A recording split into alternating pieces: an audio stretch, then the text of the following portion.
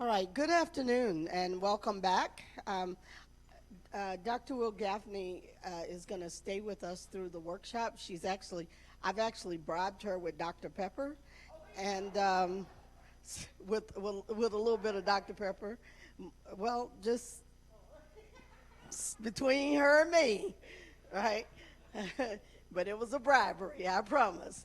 And it included some Dr. Pepper. And so she's going to help us walk through a particular text. What I want to do is spend the first part of this afternoon walking through the implications of what you heard this morning and sort of continuing the question and answer style. I want to address two things that I hear consistently. So I'm ordained. This is my 40th year in the preaching ministry. I'm going into my 41st year. Don't I look good for somebody who started preaching when I was 2? No, not really. Yes, you can choose. And so as someone who preaches across denominations, I used to pastor first a Church of God Anderson church, and then a non-denominational church. And then I have served as an interim pastor for UMC Church. I have been a pastor in residence at a UMC church. I have been the fill-in pastor for UU churches when I was in Memphis. I have preached in Episcopalian settings, and the Presbyterians think I'm Presbyterian. I am not. I am not a theological chameleon. What I am is committed to the ecumenical nature of the church. And I am very Wesleyan in my soul. I didn't realize how Wesleyan I was till I started hanging out with all these Calvinists. Then I was like, oh yeah, no. I really must be Wesleyan or something akin to it. And so part of what I want you to think about, and I hope you have been thinking over lunch. Did y'all enjoy your lunch? Yes. Okay, good. I hope the vegans had something to eat. I just want to say that. But the implications of what Dr. Gaffney said for me are at least twofold. One is, how seriously do we take this ministry? If all of your preaching, getting ready for preaching happens on Saturday at 10 o'clock at night. So, honestly, I know that's true for people. No confession, not needing you to confess or feel shame, because we have fallen into the notion that ministry, in fact, we have a motto. People don't care what you know until they know how much you care. So this thing that we say guides and governs and that with which we wrestle, the texts that have become scripture for us gets not even the stepchild treatment. It gets the orphan treatment. And worse than that, it gets the homeless orphan treatment. Our sort of we pass by it on our way to say what we want it to say. Do you hear me? Holla if you hear me, as they say. So the first implication is, how seriously do we take this work? I say to students often, we are called to change the world, and all we have are our words.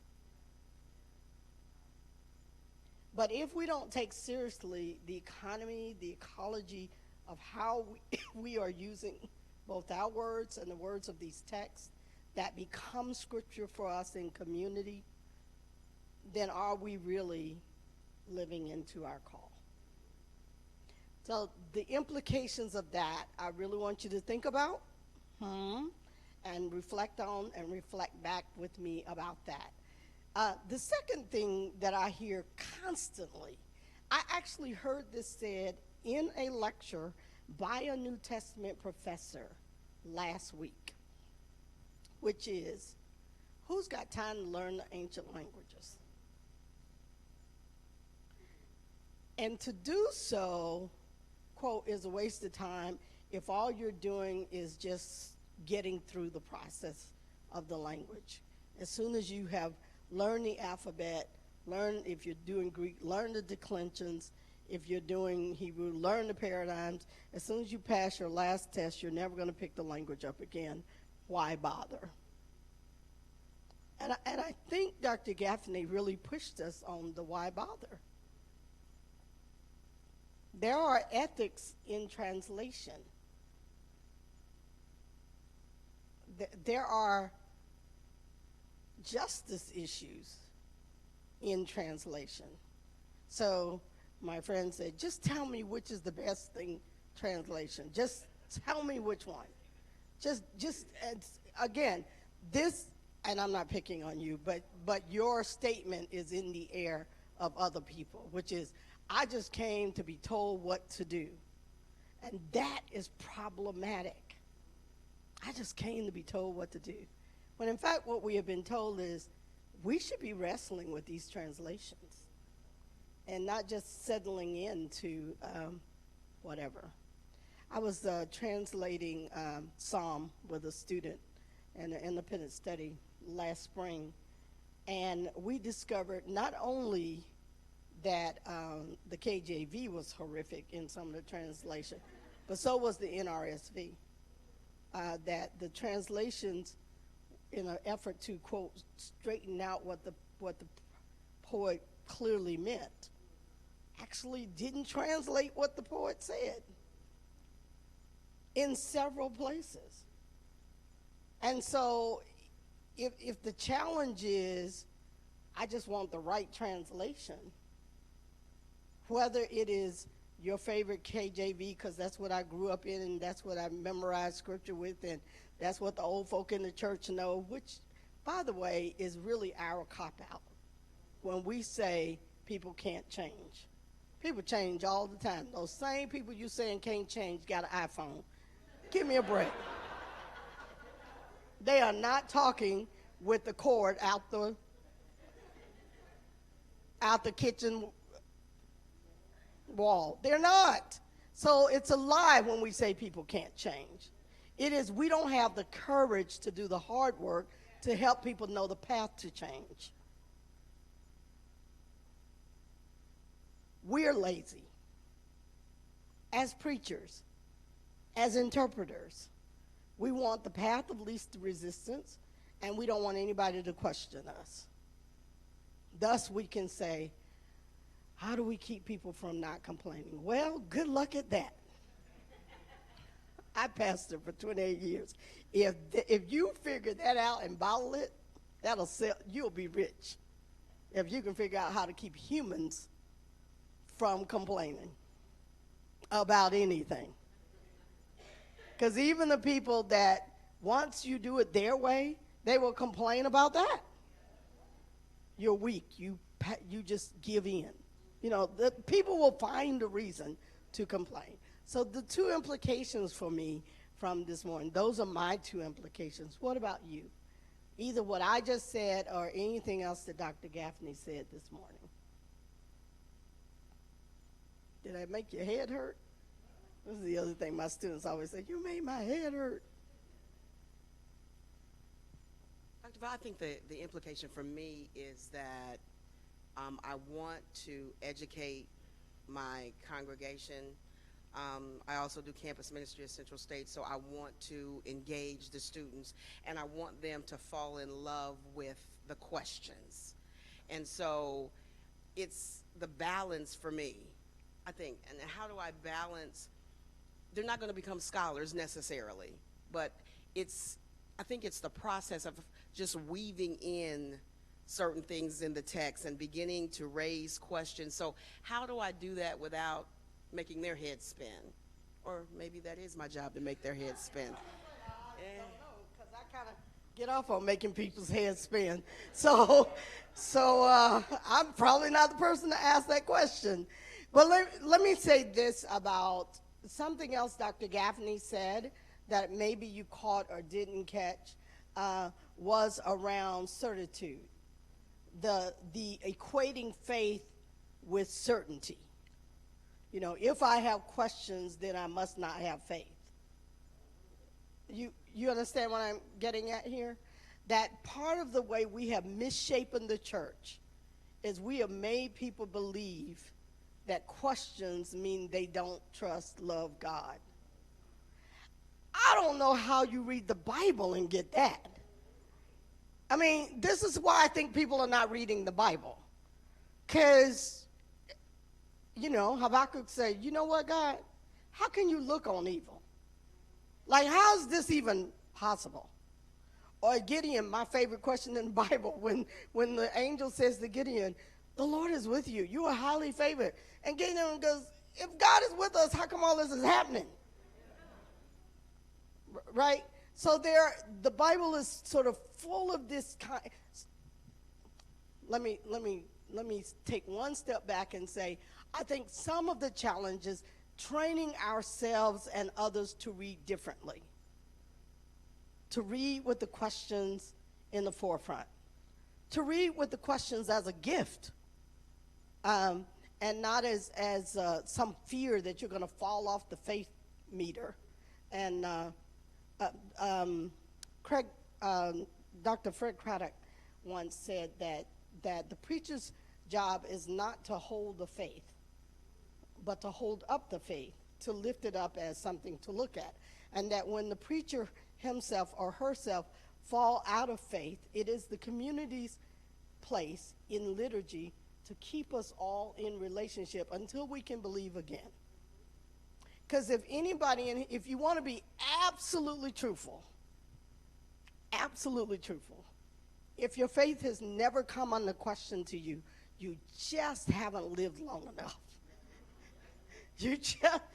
Or when it becomes questionable for you, you resist the question and shut it down. So suppressing the question, or suppressing our doubt is not the same thing as having faith. Right? It's not the same thing as having faith. So I think the whole notion of balancing, Dr. Frank Thomas, who teaches on, does homiletics and rhetoric, says, preach your faith, not your doubt. And I'm like, yeah, maybe. Sometimes the best thing you give people is the questions that rises out of the text for you.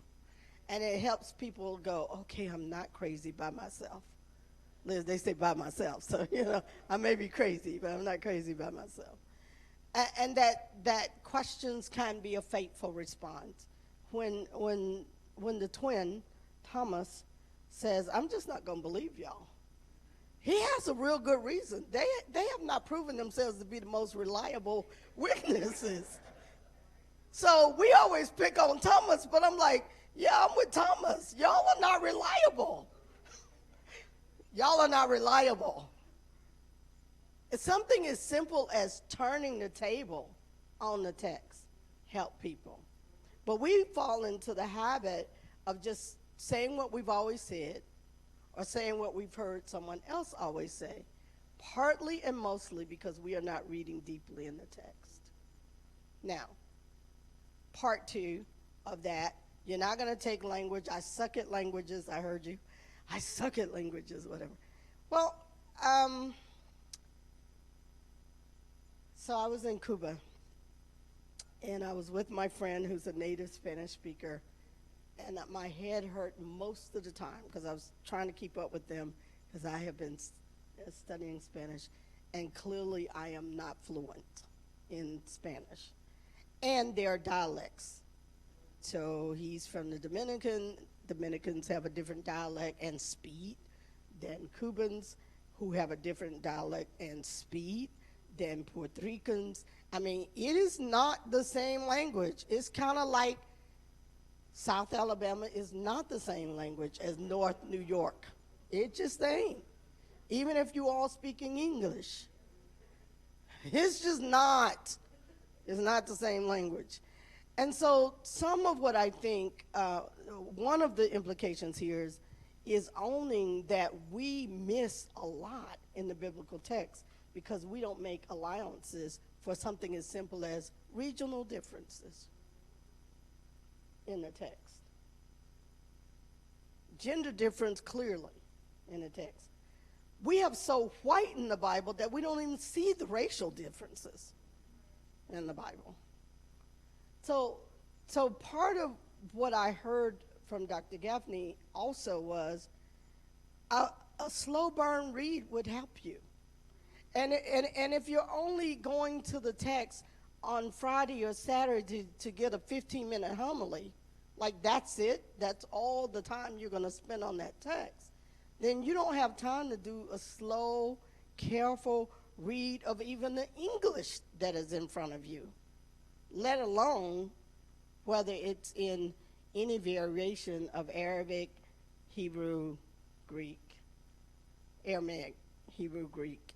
You see what I'm saying? So even if you're not going to learn language, examine for yourself what your reading habits are. When do you read? Do you read when you're tired? Are you reading just to get a sermon? Do you get, I like to say to students, throw the first sermon away, because I know that was BS.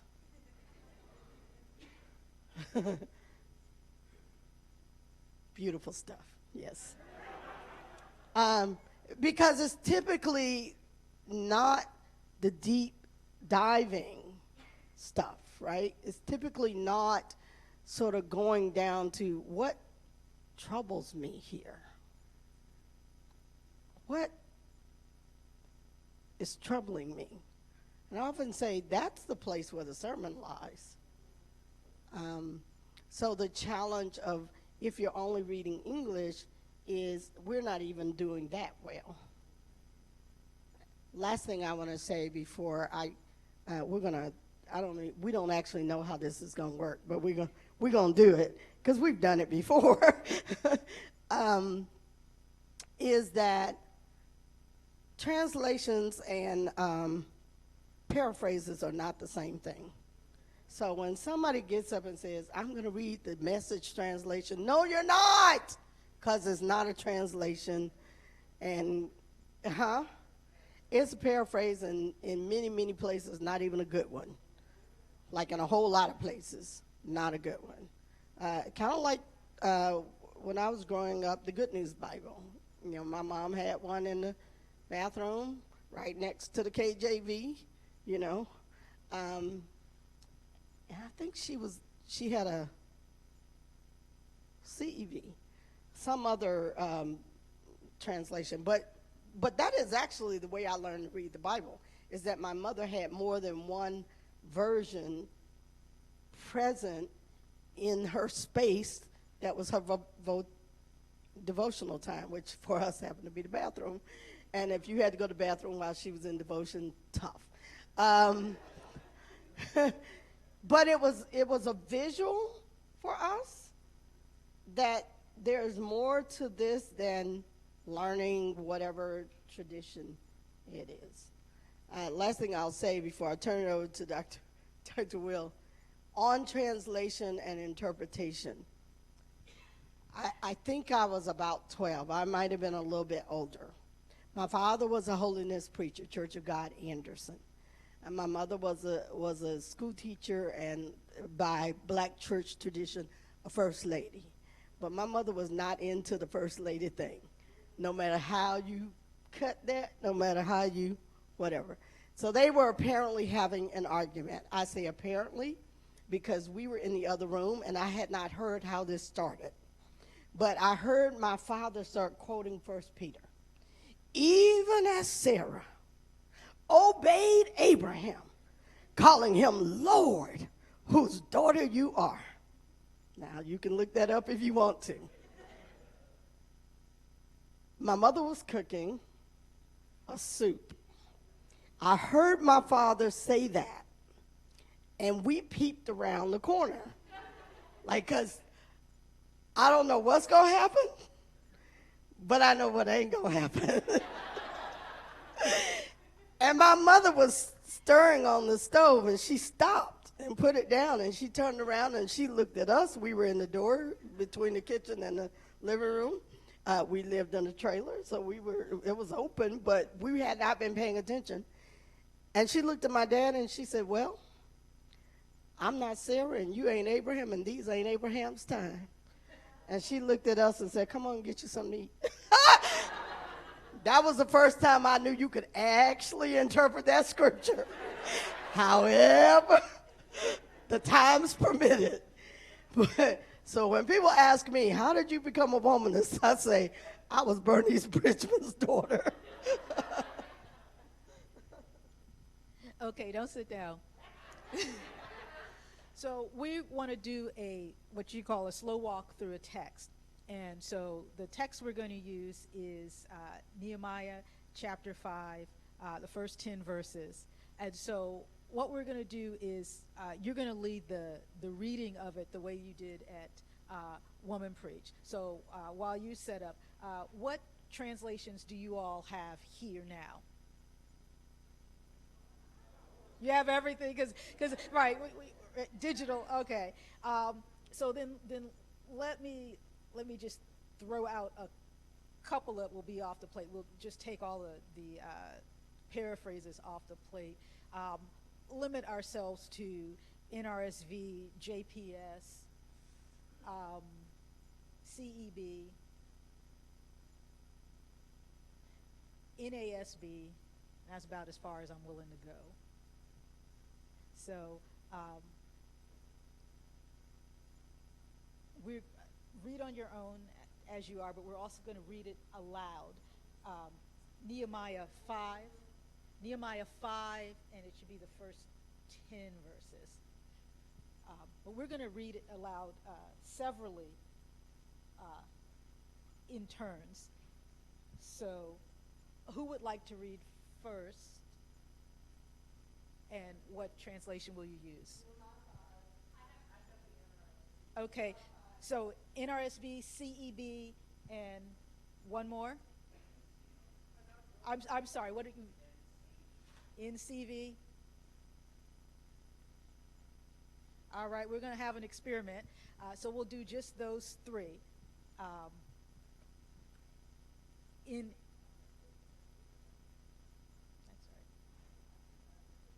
So we'll make a decision and start here because you're closest to the microphone. See if I can pronounce. In chapter. Oh, I'm in 4 for some reason. I lied to you. Nehemiah?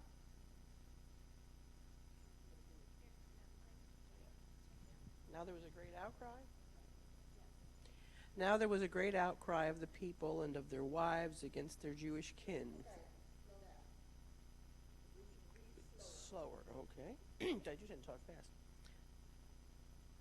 For there were those who said, with our sons and our daughters we are many.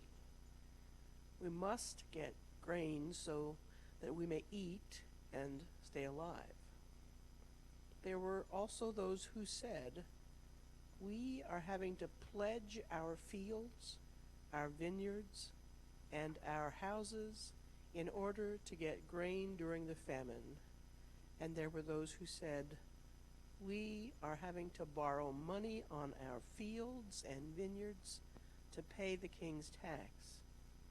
Now our flesh is the same as that of our kindred. Our children are the same as their children. And yet we are forcing our sons and daughters to be slaves, and some of our daughters have been ravished. We are powerless, and our fields and vineyards now belong to others. To 10. I was very angry when I heard their outcry and these complaints. After thinking it over, I brought charges against the nobles and the officials. I said to them, you are all taking interest from your own people, and I called a great assembly to deal with them, and said to them, as far as we are able, we have brought back our Jewish kindred. As far as we are able, we have bought back our Jewish kindred who have been sold to other nations, but now You are selling your own kin. You must then be bought back by us. They were silent and could not find a word to say. So I said, the thing that you are doing is good. Is not good. See, there you go. Very good. The thing that you are doing is not good. Should you not walk in the fear of our God to prevent the taunts of the nations, our enemies? Moreover, I and my brothers and my servants are lending them money and grain. Let us stop this taking of interest. Nrsv. So we'll go right into another reading. Let's bend that one back. Okay. The CEB. Then there was a great protest of the people and their wives against their fellow Jews. Some said, "With our sons and daughters we are many, and we all need grain to eat and stay alive." Others said, "We have to mortgage our fields, our vineyards, and our houses in order to get grain during the famine." Still others said, "We have had to borrow money against our fields and vineyards in order to pay the king's tax. We are of the same flesh and blood as our kin, and our children are the same as theirs. Yet we are just about to force our sons and daughters into slavery, and some of our daughters are already slaves. There is nothing we can do, since our fields and vineyards now belong to others." I was very angry when I heard their protest and these complaints. After thinking it over, I brought charges against the officials and the officers. I told them, "You are all taking interest from your own people." I also called for a large assembly in order to deal with them. "To the best of our ability," I said to them, "we have bought back our Jewish kin who had been sold to other nations. But now you are selling your own kin, who must then be bought back by us." At this they were silent, unable to offer a response. So I continued, "What you are doing isn't good. Why don't you walk in the fear of our God? This will prevent the taunts of the nations that are our enemies. I myself, along with my family and my servants, am lending them money and grain. But let's stop charging this interest."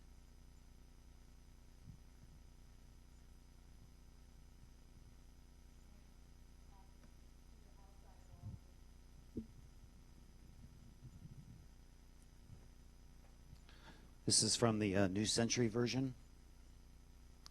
The men and their wives complained loudly against their fellow Jews. Some of them were saying, "We have many sons and daughters in our families. To eat and stay alive, we need grain."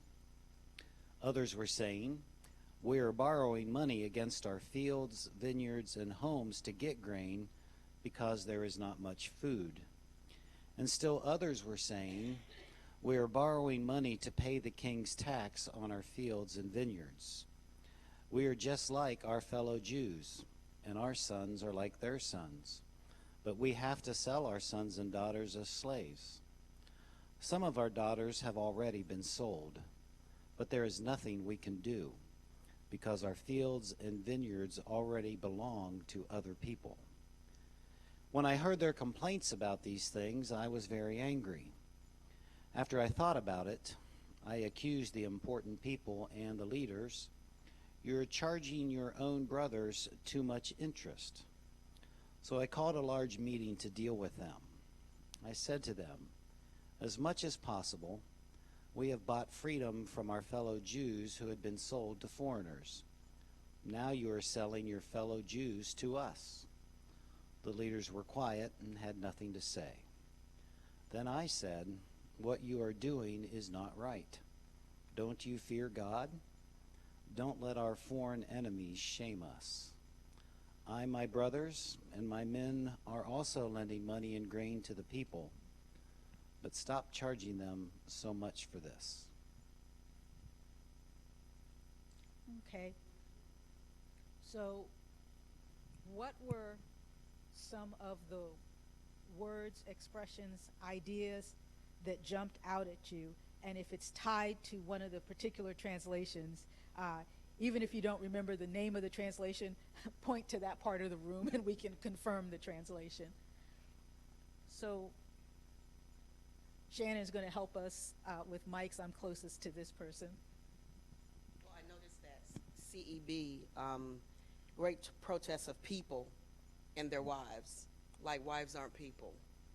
So, Oh, I'm getting another $1? Y'all are too generous.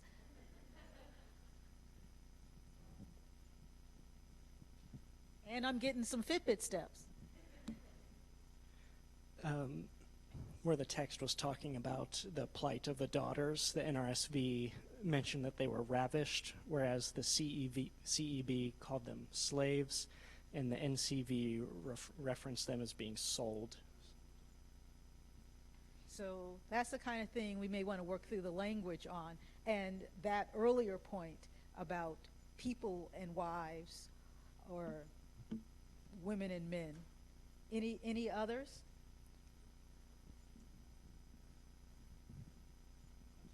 The part about the interest, the NRSV says don't take interest, and I think the middle translation was similar, and then the was it the New Century version? Yeah, don't take too much. It's quite different. How much interest can you take? And I see one back here, and then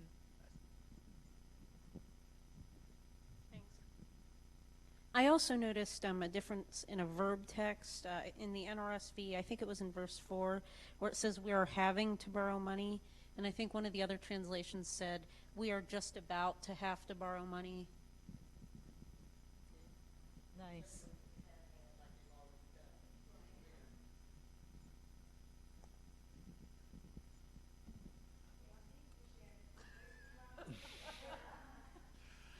I noticed a couple of spots in the New Century where there was references to children that got turned into sons. There were references to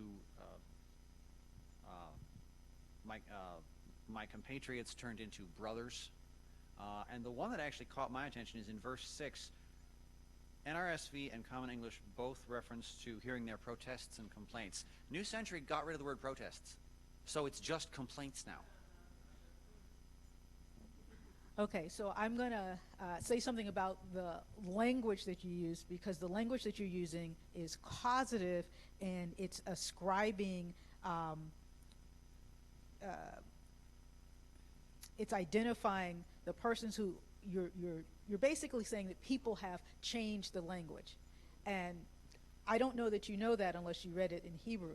So you can say this one says this and this one says that, but you can't say they removed that, because you don't know if the other one inserted it, right? So your language is casting aspersions, to use the old language, on the translators, and it's sort of assigning blame. I know you don't mean it in a negative way. I'm just trying to figure another way to say that. So we can say, so this is where my science background comes in. We can assess the data, and we can say, this translation says this translation says that, this translation says that. And then we can assess how useful those are. But we cannot say, at a flat reading without access to the text, that this one changed that to get that, because we don't have that data. But does that make sense? Someone already kind of pointed to this, but I'm now curious because I don't remember when I was translating this, where it talks about the daughters. We are forcing our sons and our daughters to be slaves or into slavery. And some of the daughters have either, I don't know if the word rape is there or not in the original, I want to know, or ravaged, because it says enslaved in several, which of course in the Hebrew, enslaved almost inevitably means raped. But I just wonder what the word is that makes me. Sure. So I guess now's a good time to go through and look at, okay, we'll take that last question, and then we'll look at the text. I also noticed in verse 7, I have the NRSV, and it says, "And thinking it over, I brought charges against the nobles and the officials." And the terms are different in the different translations. In some cases it says leaders, but different names for those people. I thought that was interesting. Okay, Small so- disclaimer, please do not record the screens or post any images on social media.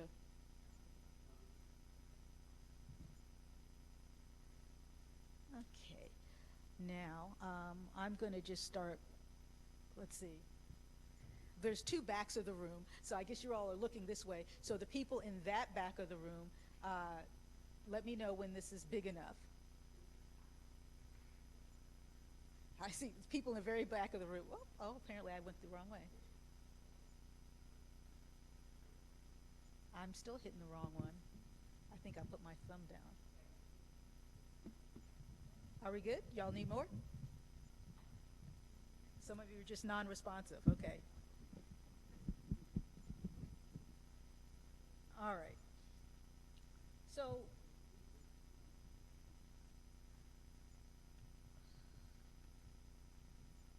one of the questions is, what does the text say? So when I teach students to interpret, I use three primary questions. What does the text say? All right, and some our questions are getting at that. What did it mean in the context of its origination, right? Because there was a point where the language of servant meant slave and meant perpetual sexual violation. But we are now at a time where the language of servant means employment with benefits sometimes, right? So what did it mean in the context, the originating context, and what might that mean for us, right? So what does it say? So the first thing I want to show you is that's going to be too little too. So let me do some more blowing up here. All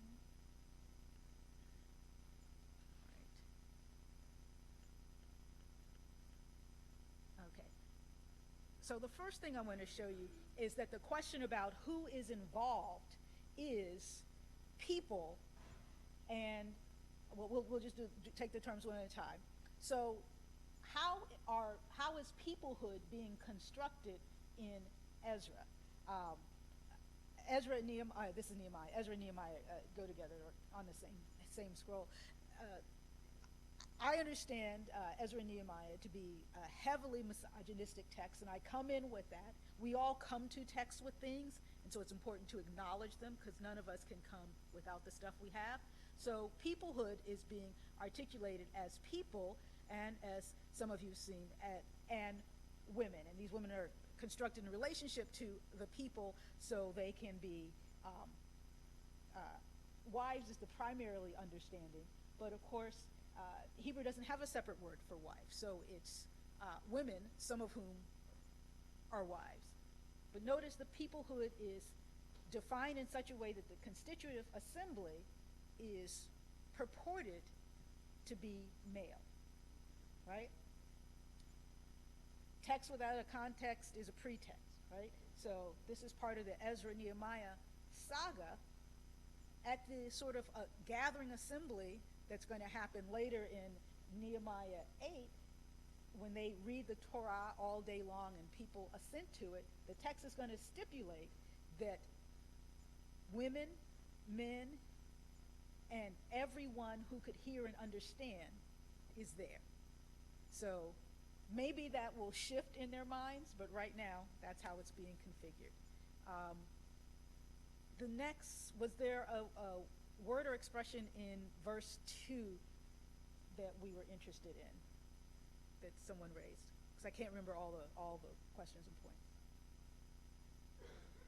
Okay. So let's go down and talk about the enslavement of the offspring. I think someone asked about daughters and sons and children, right? What verse did that first arise for you?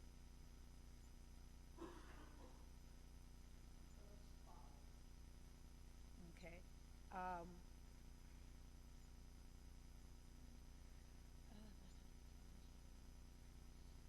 So in 5, it's explicit two categories. You have bin, banim here, which the pop-up is telling you son, but it also means child.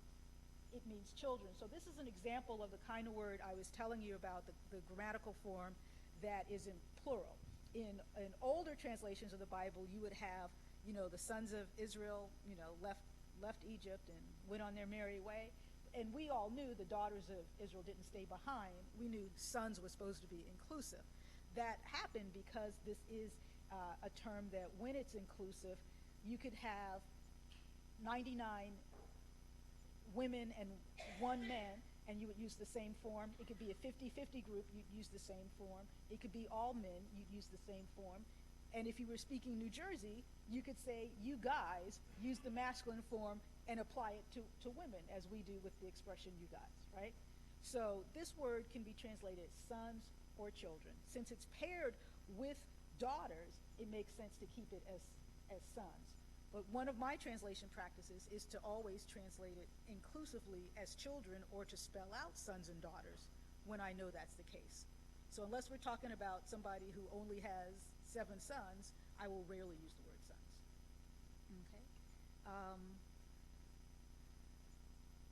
The language of slavery here in this verse is your garden variety term of enslavement. But the question we have is, Dr. Bridgeman, do you have any Hebrew students here? Yes.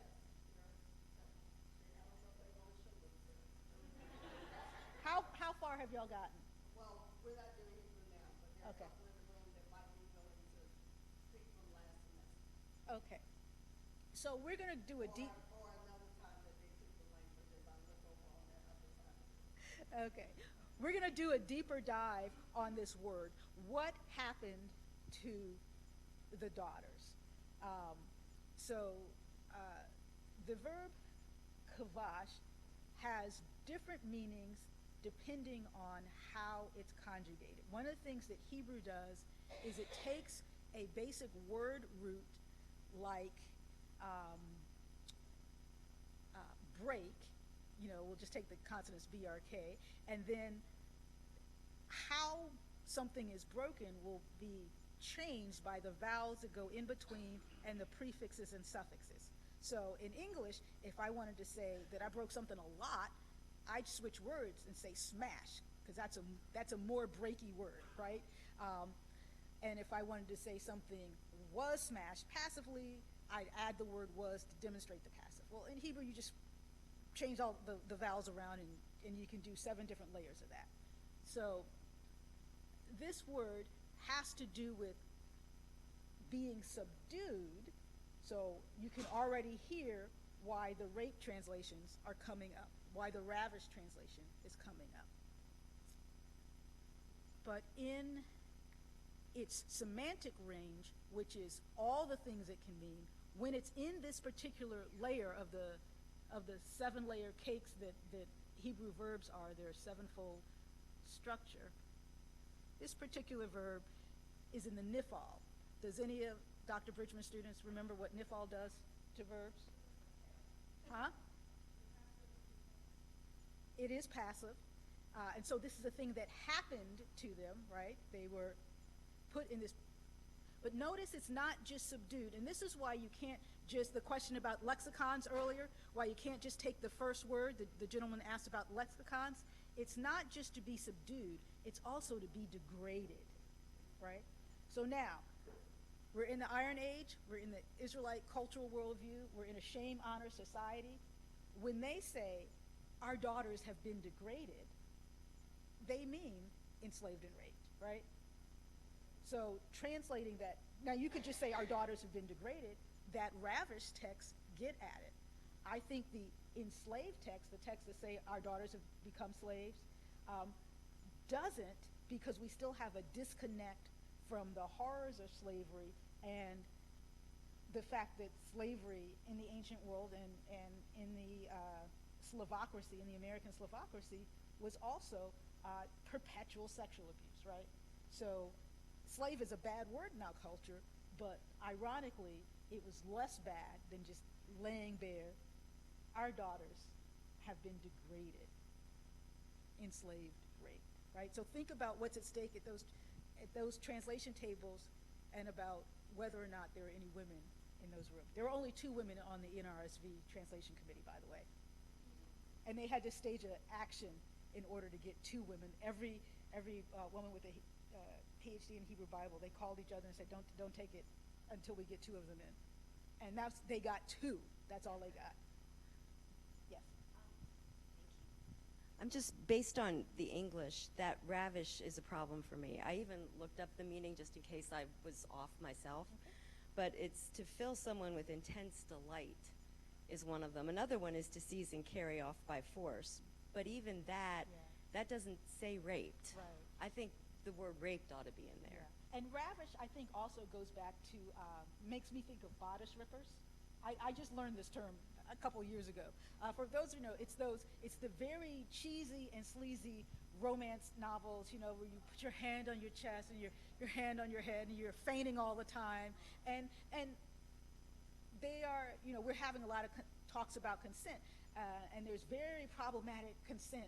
You know, he grabbed her roughly, and they're called bodice rippers for obvious reasons, you know. But that kind of language. So ravish doesn't quite get at it. Was there something else?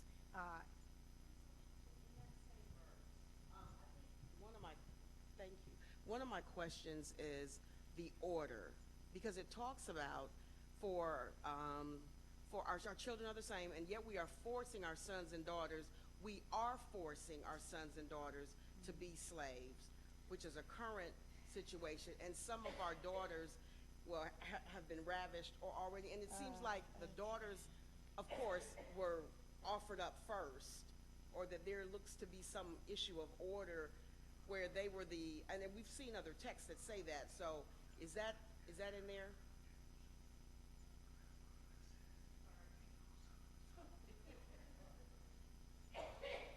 Okay, so even though Hebrew has a very complex verb structure, it doesn't share our grammatical structure. So are forcing, have been forcing, about to enslave, like none of that is easily in the Hebrew. It's a very simple, it's a participle, and participles in Hebrew are plastic. They can be translated as any tense. They became the present tense in modern Hebrew because biblical Hebrew doesn't have a present tense, which is something to think about. From a philosophical perspective, there's a discussion as to whether or not biblical Hebrew even has tenses, right? Because of that.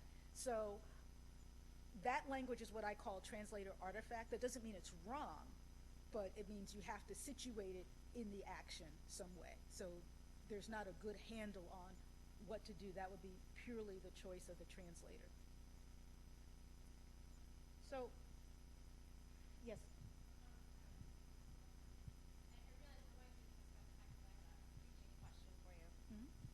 So especially in light of our contemporary situation and Me Too movements and all those kinds of things, I'm just curious, as a preacher, you know, are these the kinds of things that you would want to highlight?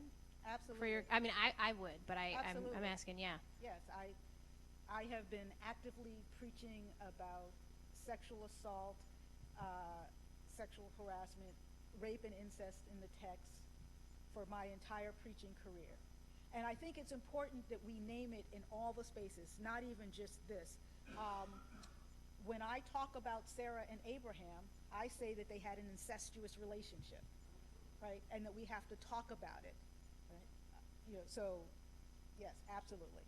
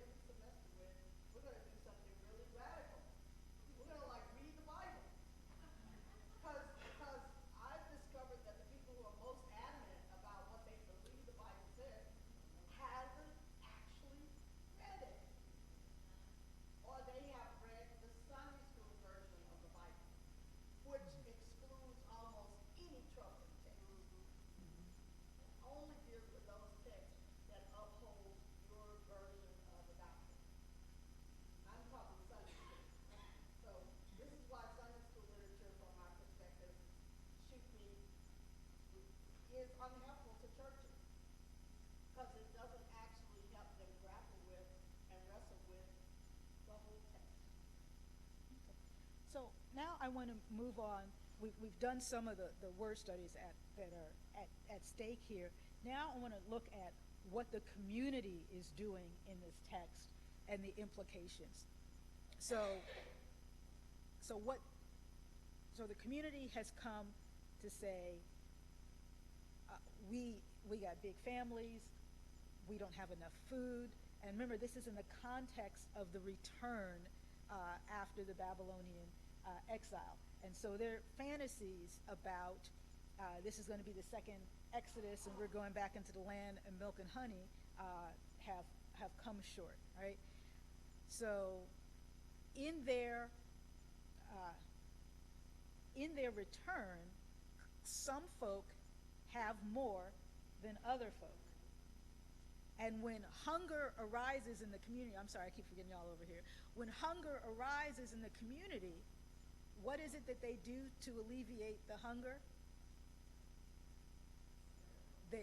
They sell grain, they take loans and pledges for the grain, and when the people cannot pay, they take their children, enslaving them. And so my reading of, we've talked about why the slavery obviously represents rape, but my specific interpretation around that is that the moment those girls or young women were enslaved, they were raped, because the whole setup is if you get the money, you can buy them back, right? So if you don't know how long you're going to have them, then you're going to use them, right? So, but this is in the community. This is their fellow Israelites. This is their uncles and cousins, right? This is Israelite on Israelite, right? So preach that. Preach the way the community exploits its own when they could have shared that grain that they had, because the resource was there. But this is mine, and if you want some of mine, what do you have? You have a nice daughter. Right? Okay. So Nehemiah, I'm not a fan of Ezra or Nehemiah. The thing that you are doing is not good. You don't say.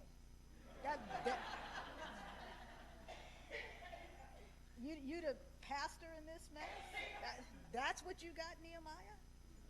God raised you up to say, that ain't right? Well, I'm glad you said it ain't right. And what's his concern? How we look to other people? Right. Now, again, remember, Nehemiah, whether the real person or the literary character or the editor shaping this, the sort of 3 in 1, it's about the only Trinity I believe in, has already told you that the way he understands the world is that there are the people who are at the heart of the things, and then they're married to the women over here, right? So that understanding informs this. So he orders restoration. What cannot be restored? A raped woman or boy cannot be unraped, right? So this is going sort of beyond the text. And of course, you read above and below the text. So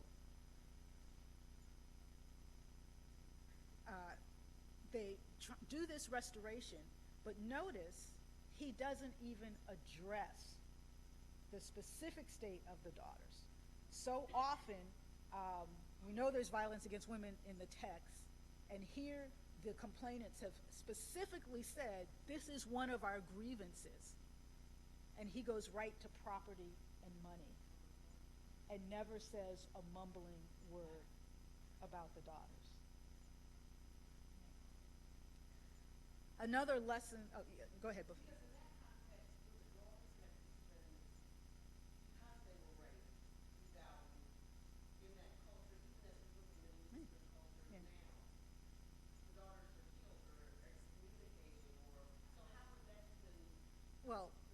It depends on the specific culture. It's not a singular culture, and there's no place called the Middle East. But I understand your greater point. They may well have felt that it was a shame and not taken them back. But they don't wrestle with that. They just sort of wipe them off. Yeah.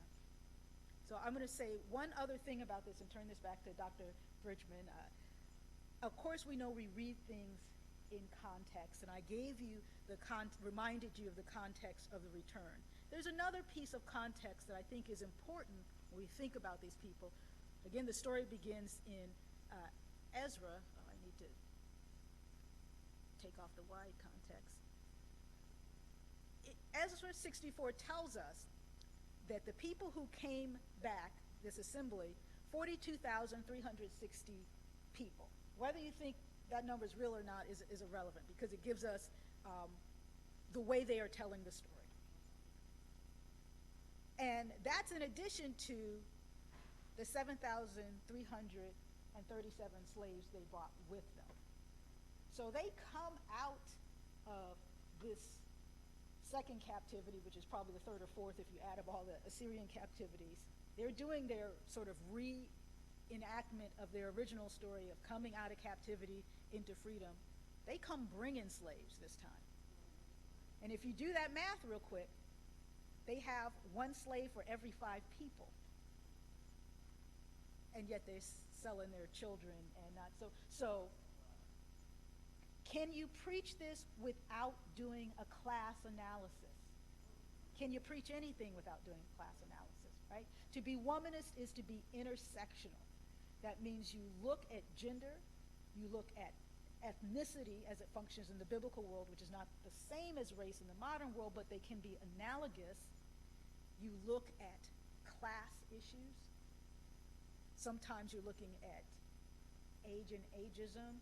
Sometimes you're looking at mobility and marginalizational issues. Intersectional. Can't tell this story without dealing with the wealth that's in the community that's not shared with the hungry of the community, and what it means that these people left what is now what was then Persian exile, because the Persians succeeded the Babylonians, and they come home so well healed, right? And what that sets up in terms of the people who were not considered worth anything to be taken away into the exile experience and stayed in the land, and then there's going to be that conflict between them, right? So I will stop there. Okay, questions. I got lots to say, but what are your questions behind just this part of the exercise? Anybody doing this when they're preparing to preach? I'm just wondering. Yes. Where's the other mic?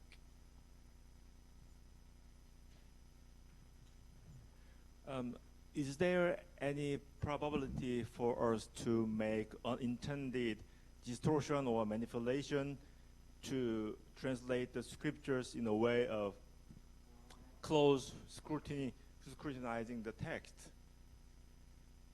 I mean, there's a probability to make distort or manipulation of the text unintendedly by trying to analyze the text very closely to losing the original meaning or context, just try to adjust the more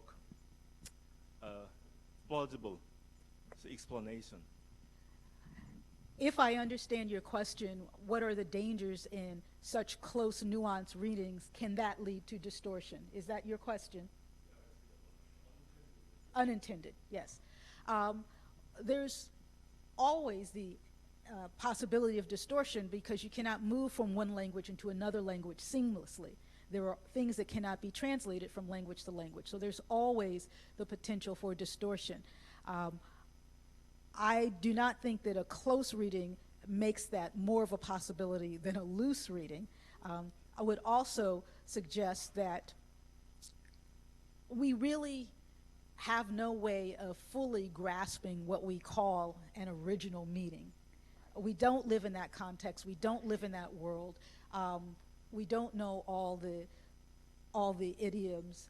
So in some ways that's an elusive goal. But I think that we would do much better with close, nuanced readings because these are now literary texts, and authors and editors are employing all kinds of puns, all kinds of jokes, all kinds of rhetoric in there that we miss when we gloss over. Like there's some passages in Jeremiah that use the letter P and hate so much that the passage sounds like Peter Pepper picked a peck of pickled peppers. And so when you have that kind of construct, you all laughed because the message is not just in the word, it's in the sound. Right. And so when translation overlooks that and says, what is he trying to say here? He's just spinning together some syllables and having fun, right? So I think that you do more good with close reading than you do without. Right. And following up on that, because I actually do think that this is a part of the question. I'll go back to something I said about we think people can't get it. We are so afraid that people will vote with their feet and leave the church if we say anything totally different. So a simple example. Deborah in the text is referred to as Isha Lavado. Isha is often and most likely translated wife in most of our translations, but it's actually just the word for woman.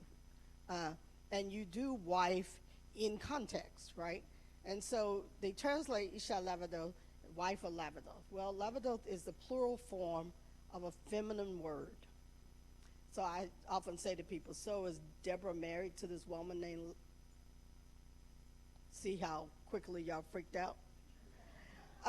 Because that technically is what it says, but it's most likely she's a woman of light. So a woman surrounded by light so they can find her easily because she's sitting up on the hill. She's a mother in Zion.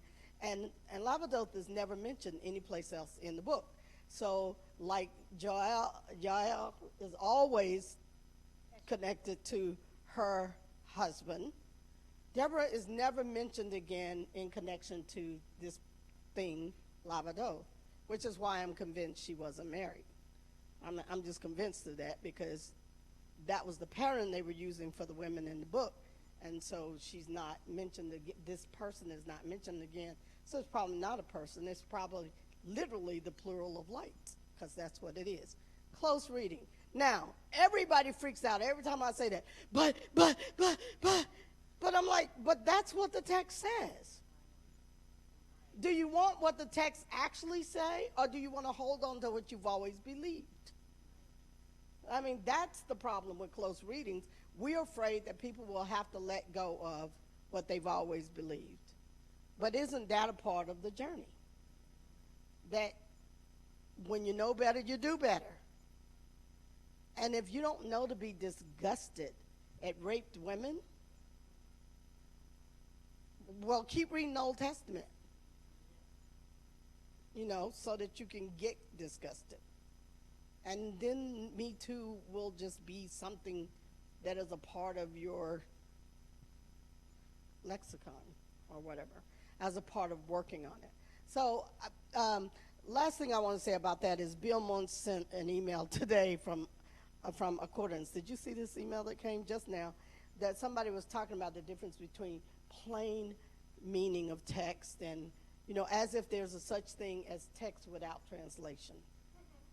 And one of the things he was saying is that something Dr. Gaffney said here, something I say to my students all the time is, all translation is interpretation.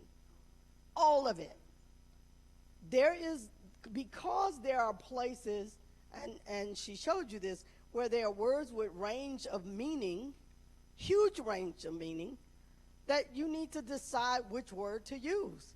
That's a translation decision. And there are many things lost in translation.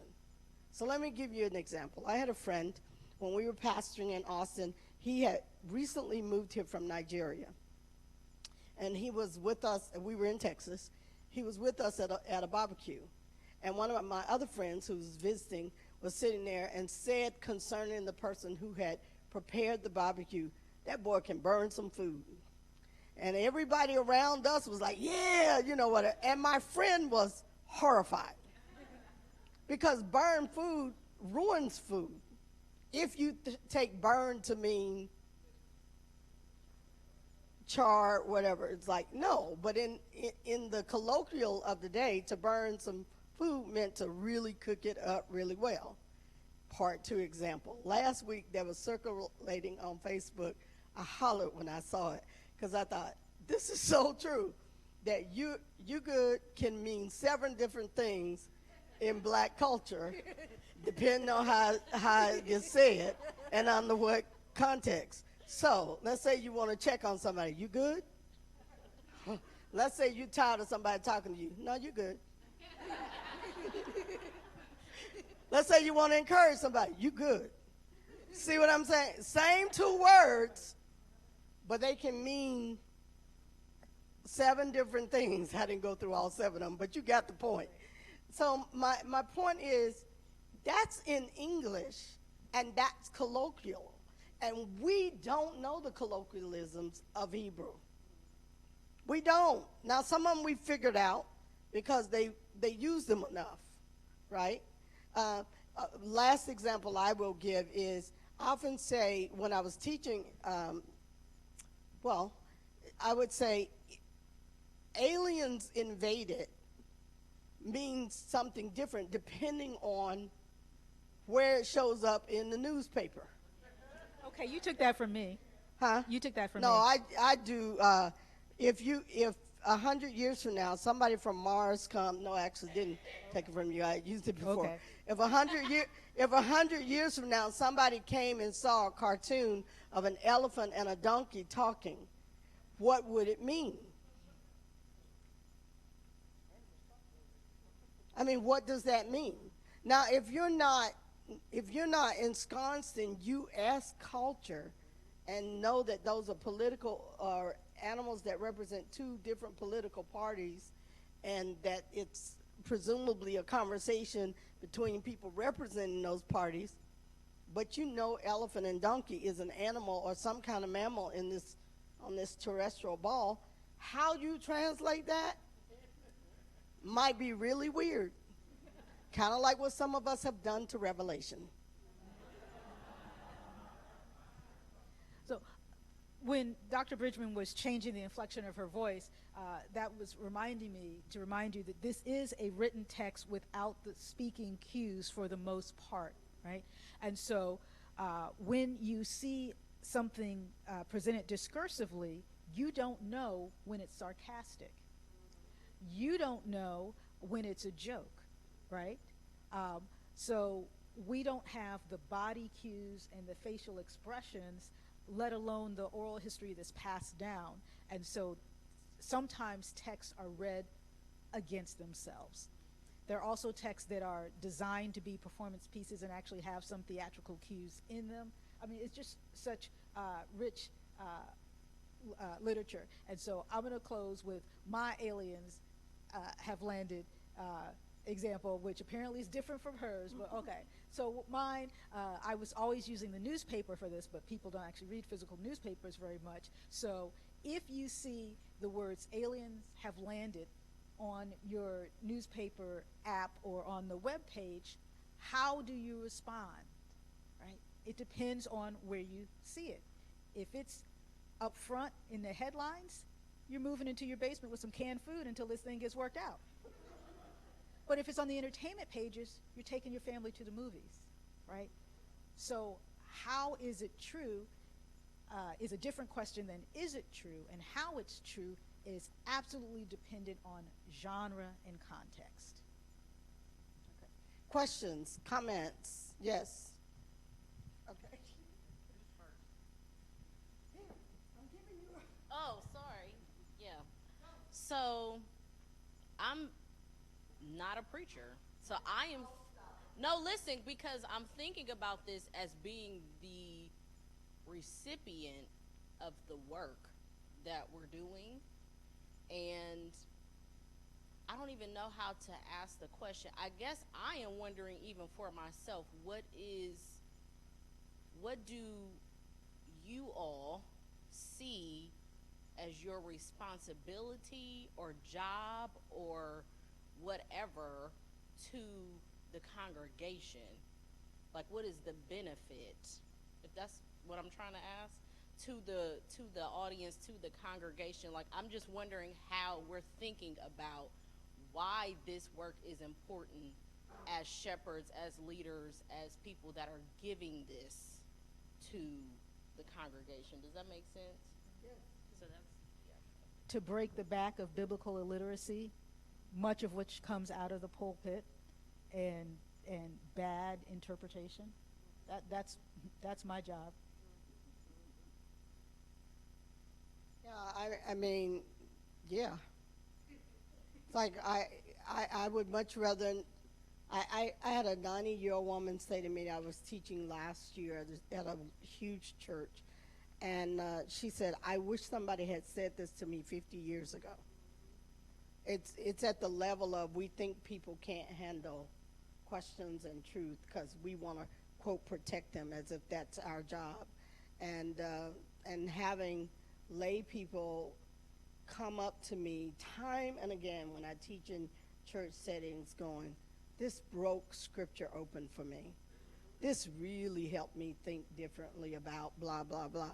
I mean, time and again, while the preacher is sitting in the pulpit often or on the side, cringing as I'm teaching because she or he is terrified that the people are going to leave, run out with their head on fire and quit giving, because that's really what y'all worried about.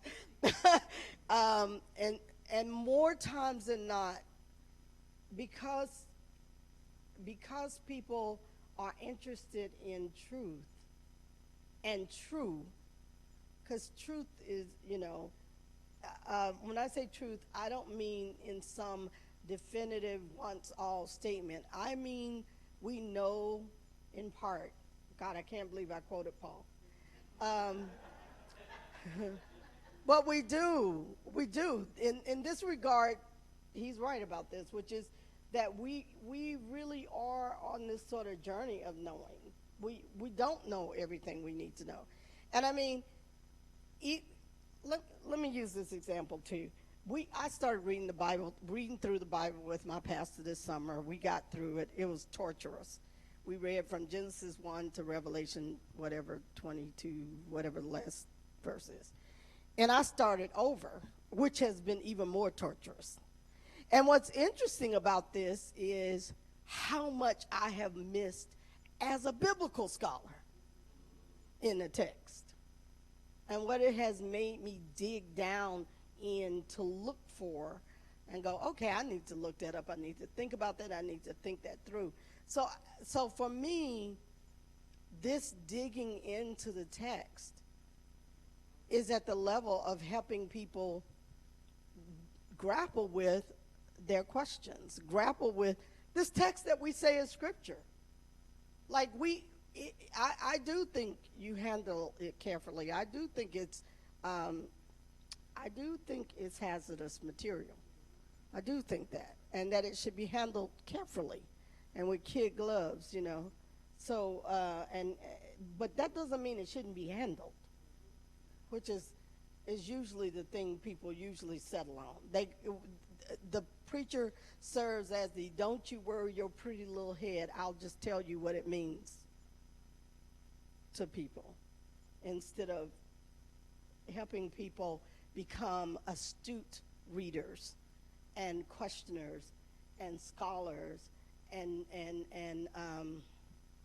excavators of the text themselves, so that we all become sort of Bereans, a community of questioners. That then is really my question. My question is, how does our homiletic become altered in a sense to incorporate a community of translators? Or I hear you when you say that it's precious, but should we be the only ones translating?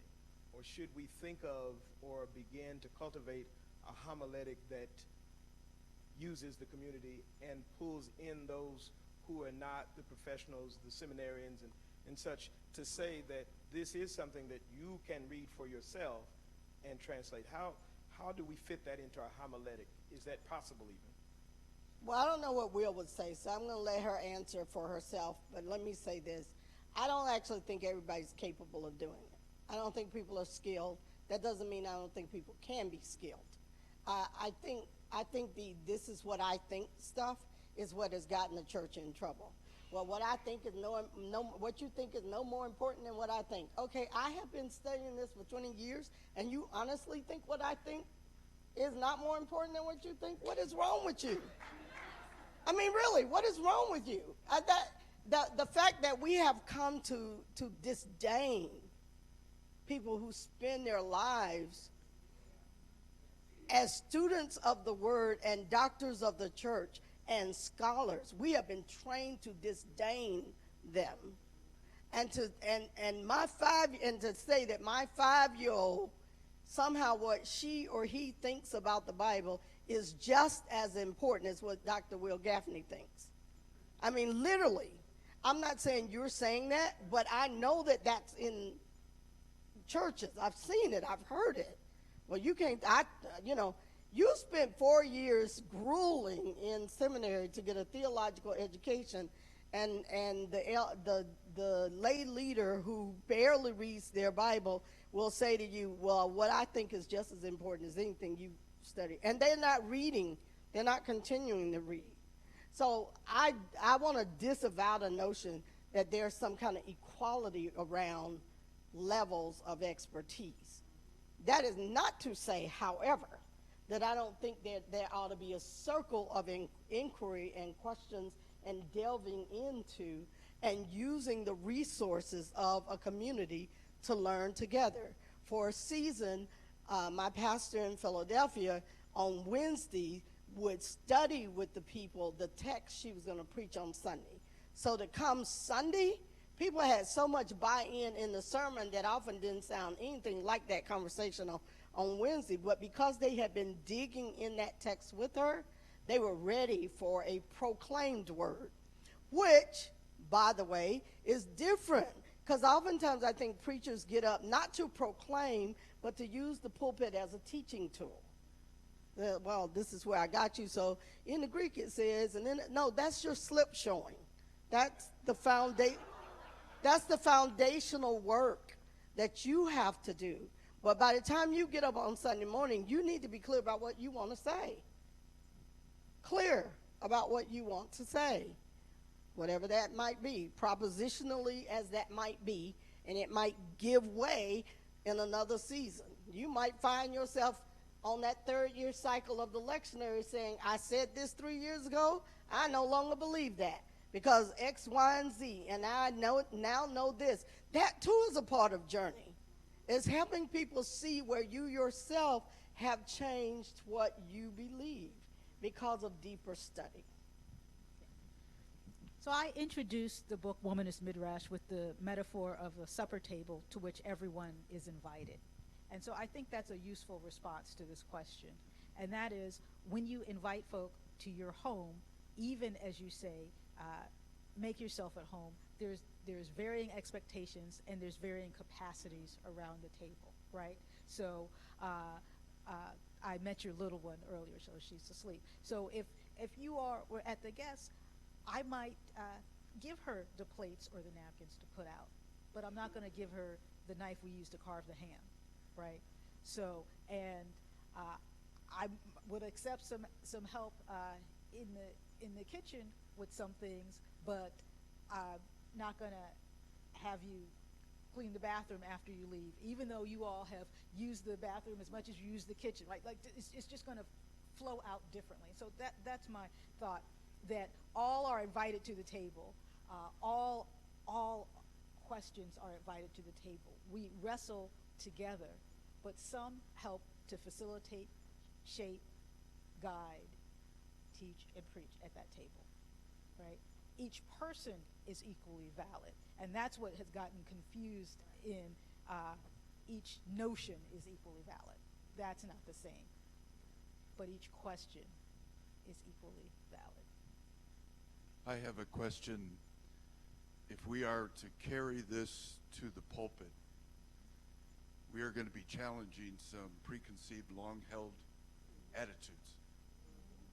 And attitudes are fueled by emotion and culture and education. How do we keep from setting people's hair on fire? I don't know that there's any reason not to, but the real issue is, are you ready for the cost, and are you willing to bear the cost, right? When I was doing my PhD at Duke, the seminarians there were required to take a course in Black church studies, and there were always people who wouldn't, or would go and fail it intentionally to show their disdain and then discover they couldn't graduate and come back. And but it was also a breaking open of whiteness for very many people. Some profound stories, and one young white United Methodist circuit pastor, 2-point charge, really heard the gospel, and he went and he preached to his 2 little churches about Jesus and the Syrophoenician woman, and the collapsing of the boundaries of race and gender and radical welcome. You know, Gospel 101 for many of you all. He got put out of both of those churches, and he came back. He was very bitter. And I was like, you know, they killed Jesus. Like, I mean, if you do the gospel, you're going to lose your health care, your 401k, your job, your parsonage. You may lose your life, right? Then they may resurrect your ghost to sell Jeeps. But it is a cost. It's a real cost, right? It's a real cost. And there are ways of doing it as pastorally as possible, but that does not eliminate the discomfort. That doesn't eliminate the anger. That doesn't eliminate the rage and the hurt. And some of the hurt is, you not you specifically, you all have lied to me for 50 years, right? Yeah. And done it in the name of God. Yeah. So aside from that, you may lose your church, and it's quite possible. You may also gain your church, which I found both to be true. So one of the things that I say to students, and that I used to say a lot when I was pastoring regularly, is you don't have to do all the work in one sermon. Like one of the challenges, I think, is that people try to, sort of get it all out in one sermon. There, I said it, and the people are like, what the world? Like, what happened to my pastor? Who are you, and what did you do with my pastor, kind of thing. But maybe you start in a teaching circle. Maybe you start with the parish relations committee. Maybe you start with a group of learners, 7 or 8 people in the congregation, and start saying, hey, this is what I'm thinking. This is what I've learned. Hey, can we read this book together? Let's study this book for our study. Let's see where this takes us. And it often helps to do it with a book and put it in somebody else's mouth. Well, I didn't say it. Dr. Gaffney said that, whatever. And if you're going to be mad at her. Well, so, but my point is as I've done a lot of teaching lately around the Bible and sexuality, and I have to remind myself that things that are not my questions are still questions in people's minds. And so I have to try to remember what those questions are.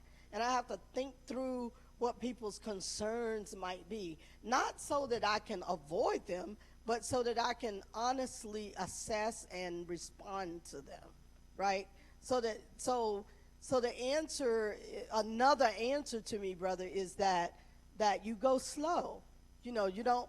I have a friend who, actually, the Mennonite church here, they did 2 series of Black Lives Matter study, and they did it all through Lent for the first part of 2016, I think, and then all through Advent. So they gave them a break in the summer.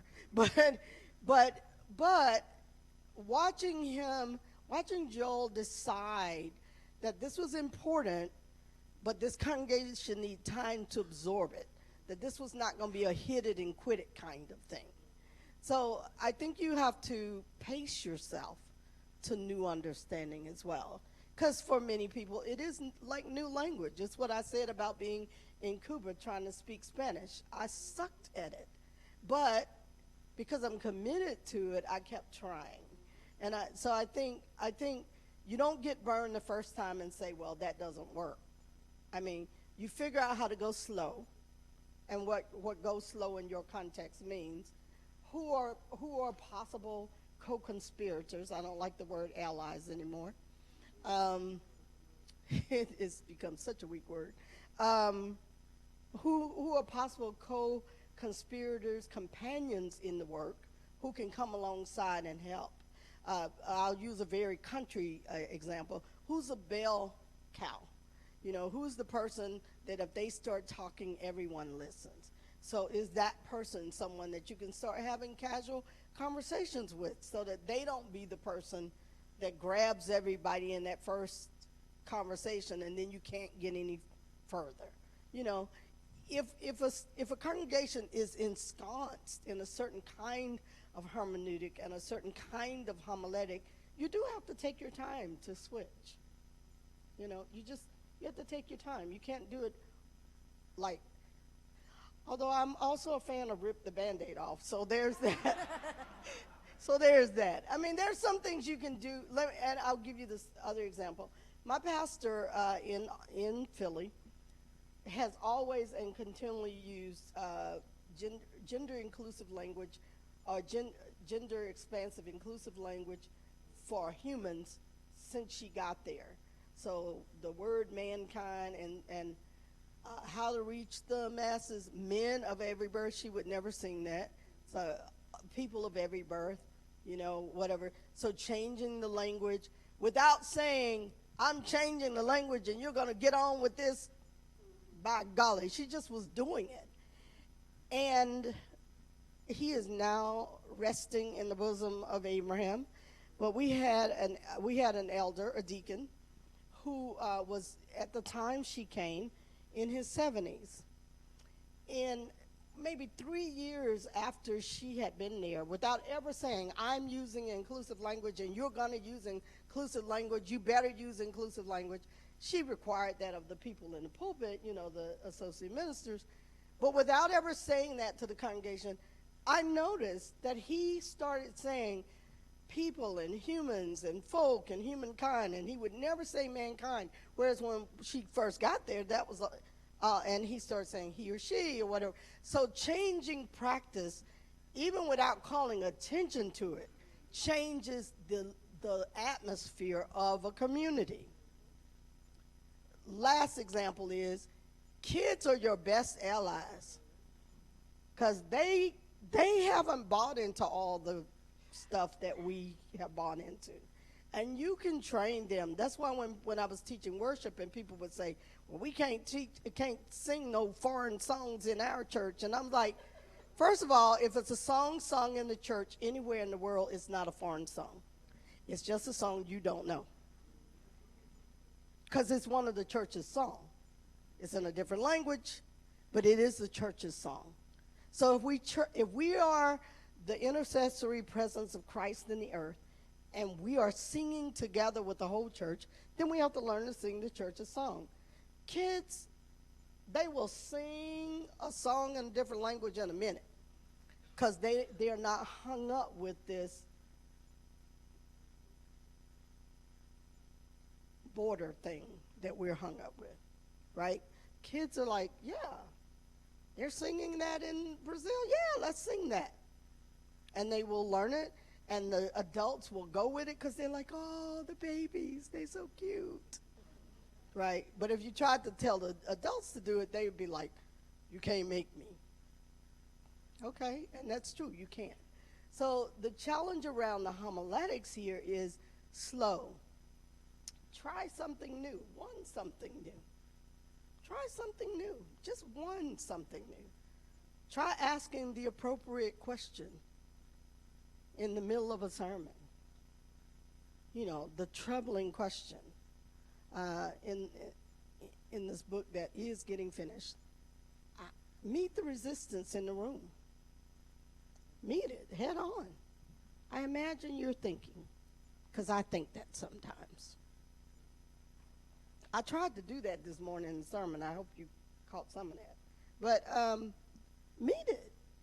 Own up to what's in the room. I think a lot of times we are in such avoidance mode that we don't even help people own up to what they're actually thinking and feeling.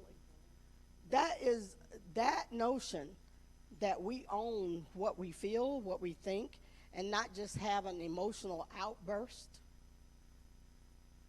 You know, because that's how in the USA and frankly in the Midwest we shut things down. We don't talk about it. We just have an outburst, and then everybody goes, "Okay, I didn't mean it. I didn't mean it. I didn't mean it."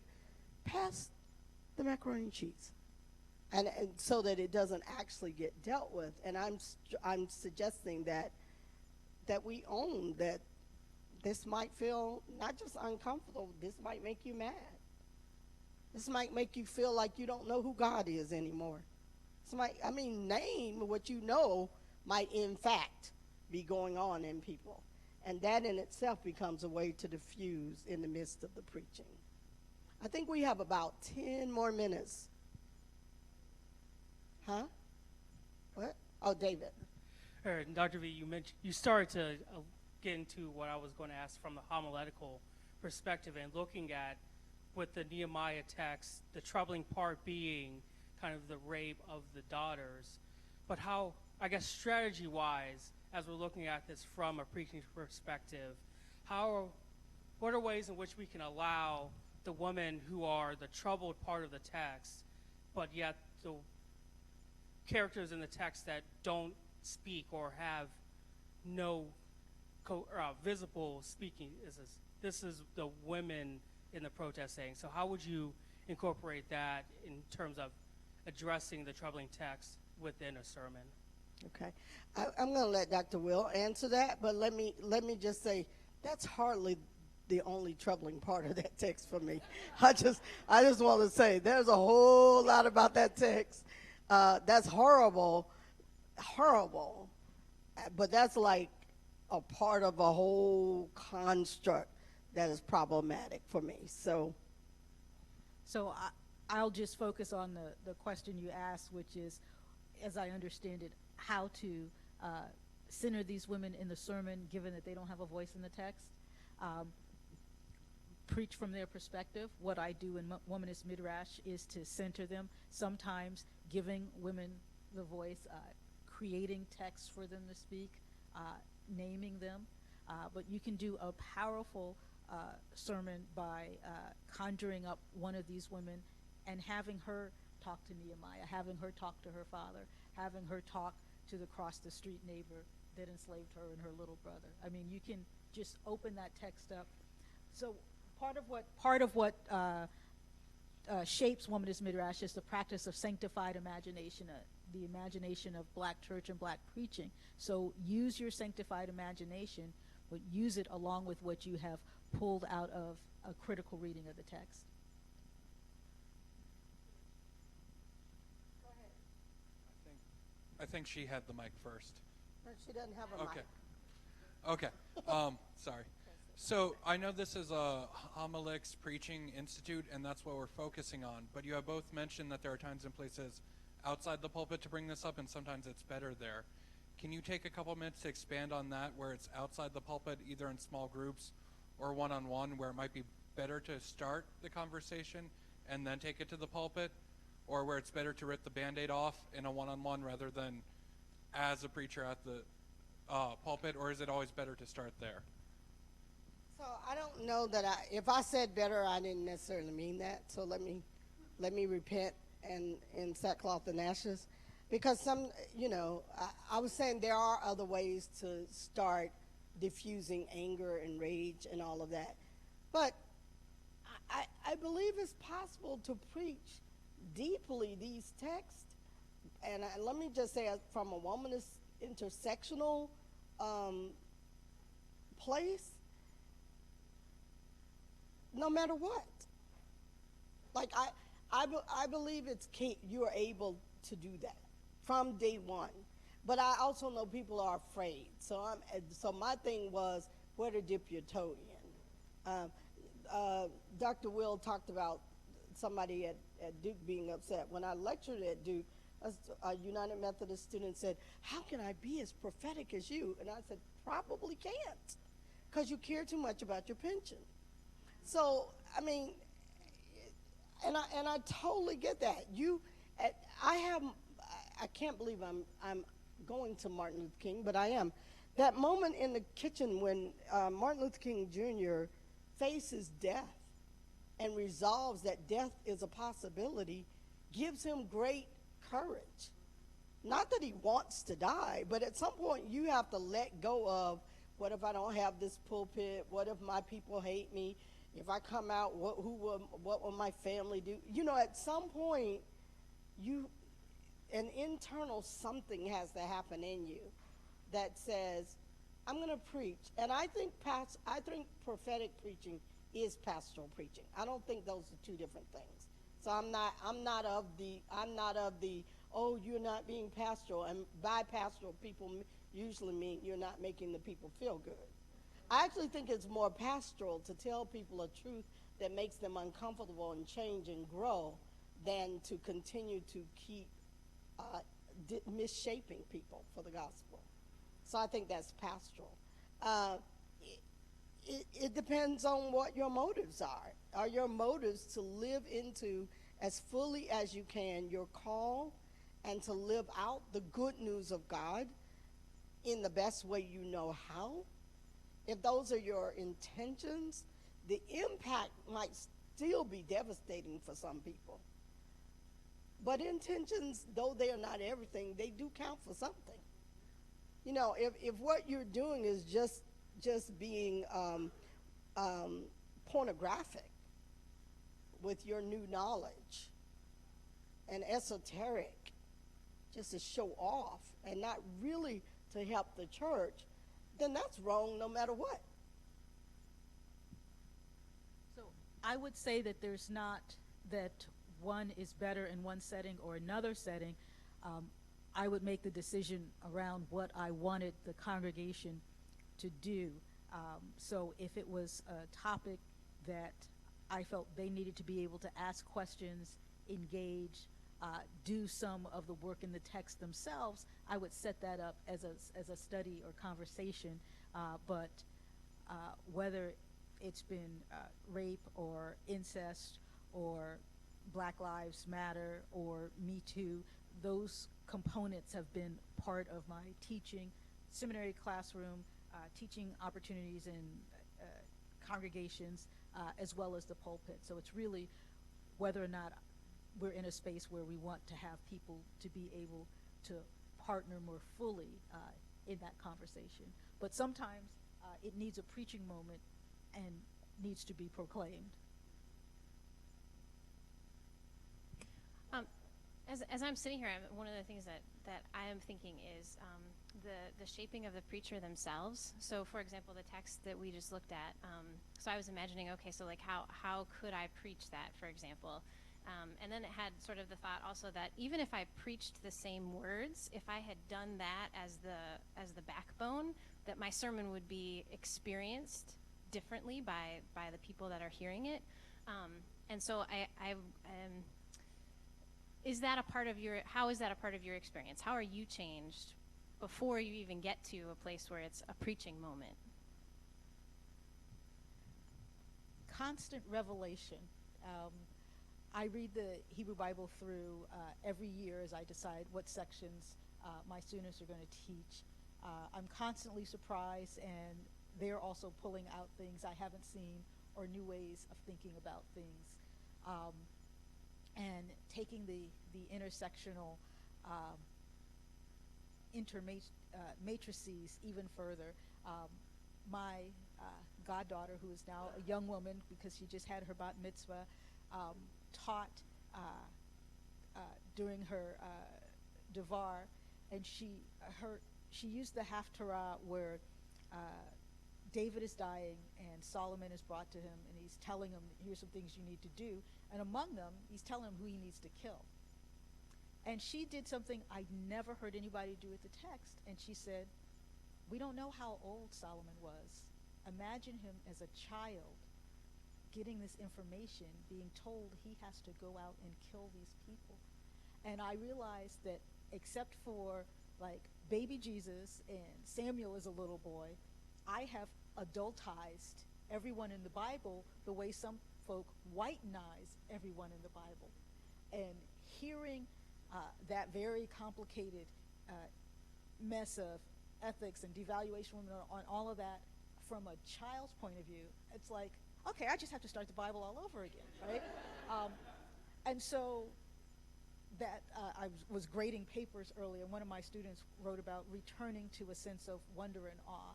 And so that's part of it, rediscovering and being changed.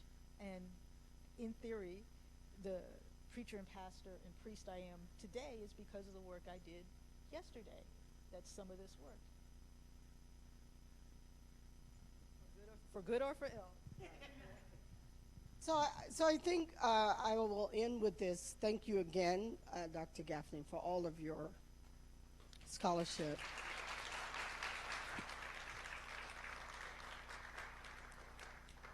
Are some of our first semester new students in the room? Raise your hand if you're here.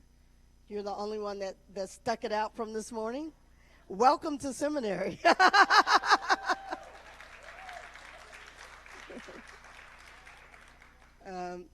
So I just want to say I hope you will come back tomorrow for the second lecture and the final conversation around the work that Dr. Gaffney is doing. We do not have her books with us, to my shame, but you can find Womanist Midrash on Amazon. You can find Daughters of Miriam, which I think is a really good read on the prophets, also on Amazon. The People's Companion, of which she is one of the editors, People's Companion to the Bible, and the People's Bible, which are excellent resources for you.